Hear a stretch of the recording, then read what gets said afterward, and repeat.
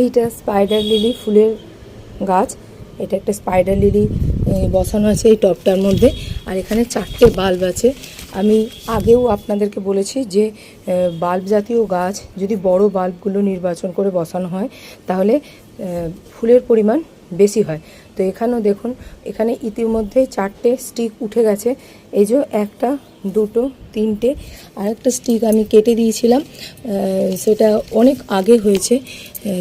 অতএব 4টে স্টিক উঠে গেছে, কিন্তু ফের আবার আর একটা স্টিক উঠছে দেখুন এইখানটায় থেকে দেখুন। তাহলে 5টা, 4টে বাল্ব থেকে 5টা স্টিক উঠে গেছে এবং পরে আরও স্টিক উঠবে আশা করি। তাই সবসময় যখনই বাল্ব জাতীয় গাছ বসাবেন বড় বাল্বগুলোকে নির্বাচন করে বসাবেন। টবের ক্ষেত্রে এই ফর্মুলাটা কাজে দেবে খুব, এবং ফুলের পরিমাণ বেশি হবে। টবে বাল্ব জাতীয় গাছ বসালে বাল্বের পরিমাণ অতিরিক্ত হয়ে গেলে টবে